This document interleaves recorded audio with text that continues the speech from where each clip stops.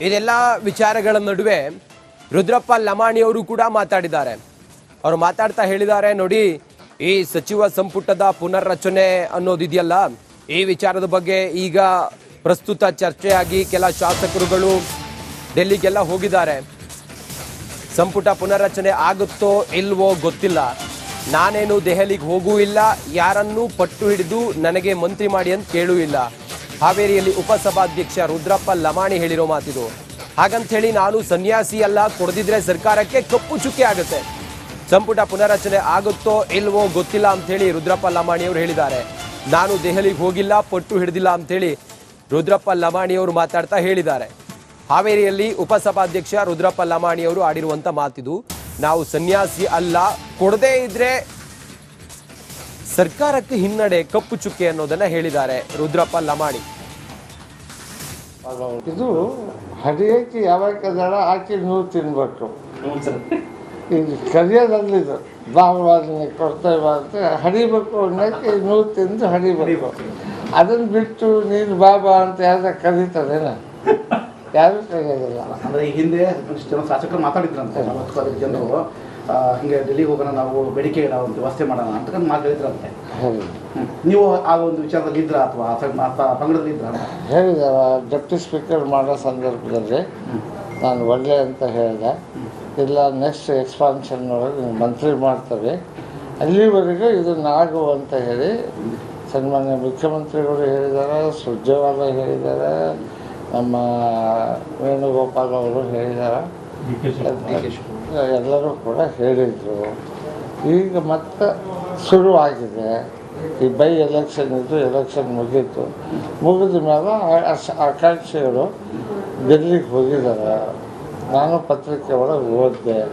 ಖರ್ಗೆ ಅವ್ರನ್ನ ಅಧ್ಯಕ್ಷರನ್ನ ಭೇಟಿಯಾಗ್ಯಾರ, ಭೇಟಿಯಾಗಿ ಬರ್ತಾರೆ. ಮತ್ತು ಮಾಡೋದು ಬಿಡೋದು ಹೈಕಮಾಂಡಿಗೆ ಬಿಟ್ಟಿದ್ದು. ಅದರಿಂದ ಯಾರು ಬರ್ತಾರೆ ಡೆಲ್ಲಿಗೆ ಬರ್ರಿ ಅಂತಾರೆ, ಕರೀತಾರೆ.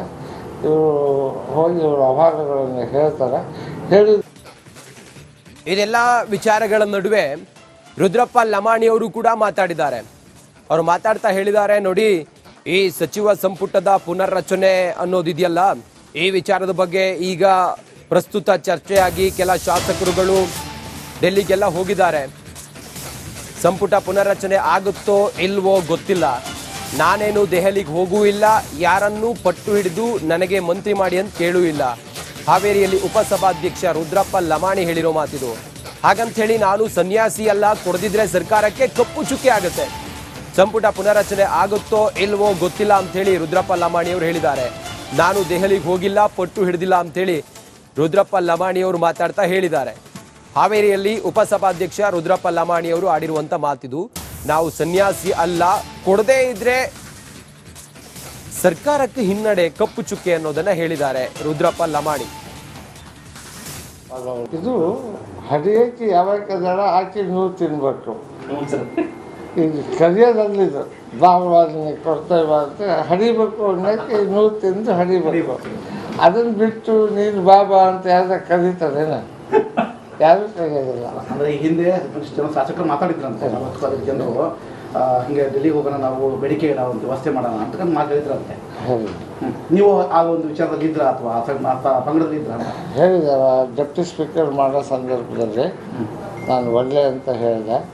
ಇಲ್ಲ ನೆಕ್ಸ್ಟ್ ಎಕ್ಸ್ಪಾನ್ಷನ್ ಒಳಗೆ ಮಂತ್ರಿ ಮಾಡ್ತಾರೆ, ಅಲ್ಲಿವರೆಗೂ ಇದನ್ನು ಆಗು ಅಂತ ಹೇಳಿ ಸನ್ಮಾನ್ಯ ಮುಖ್ಯಮಂತ್ರಿಗಳು ಹೇಳಿದ್ದಾರೆ, ಸುರ್ಜೇವಾಲಾ ಹೇಳಿದ್ದಾರೆ, ನಮ್ಮ ವೇಣುಗೋಪಾಲ್ ಅವರು ಹೇಳಿದ್ದಾರೆ, ಎಲ್ಲರೂ ಕೂಡ ಹೇಳಿದರು. ಈಗ ಮತ್ತೆ ಶುರುವಾಗಿದೆ. ಈ ಬೈ ಎಲೆಕ್ಷನ್ ಇದ್ದು ಎಲೆಕ್ಷನ್ ಮುಗೀತು. ಮುಗಿದ ಮೇಲೆ ಆಕಾಂಕ್ಷಿಗಳು ಡೆಲ್ಲಿಗೆ ಹೋಗಿದ್ದಾರೆ. ನಾನು ಪತ್ರಿಕೆ ಒಳಗೆ ಓದಿದೆ. ಖರ್ಗೆ ಅವ್ರನ್ನ ಅಧ್ಯಕ್ಷರನ್ನ ಭೇಟಿಯಾಗ್ಯಾರ, ಭೇಟಿಯಾಗಿ ಬರ್ತಾರೆ. ಮತ್ತು ಮಾಡೋದು ಬಿಡೋದು ಹೈಕಮಾಂಡಿಗೆ ಬಿಟ್ಟಿದ್ದು. ಅದರಿಂದ ಯಾರು ಬರ್ತಾರೆ ಡೆಲ್ಲಿಗೆ ಬರ್ರಿ ಅಂತಾರೆ, ಕರೀತಾರೆ.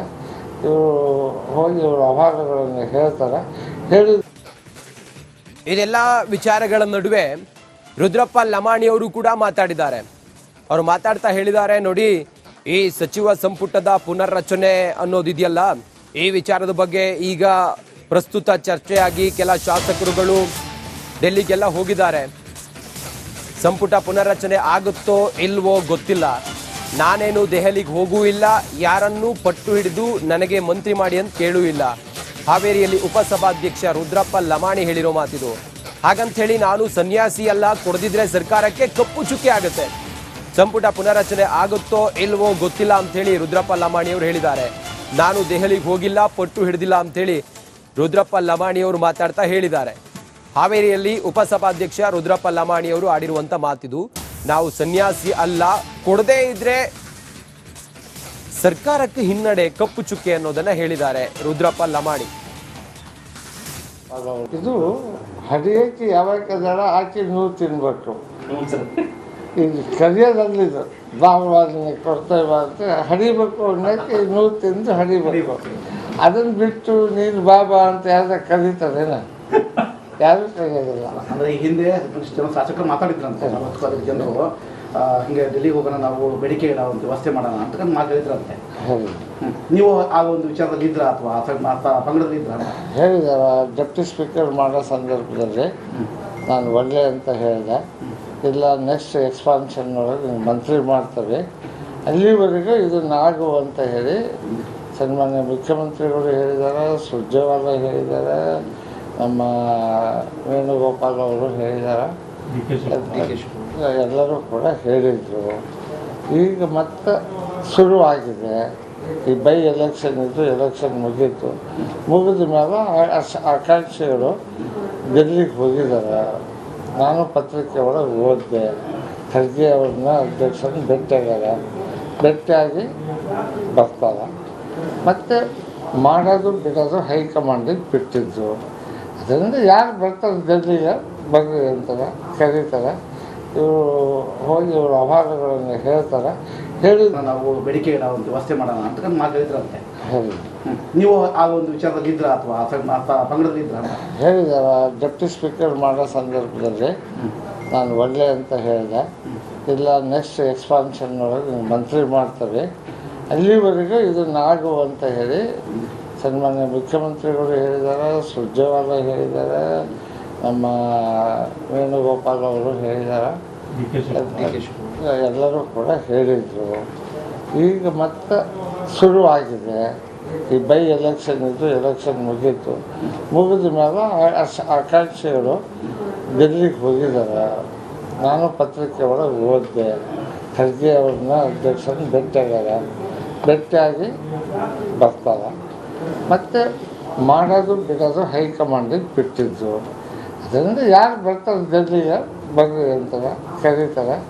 ಇವರು ಹೋಗಿ ಇವ್ರ ಅಭಾರಗಳನ್ನು ಹೇಳ್ತಾರೆ. ಹೇಳಿ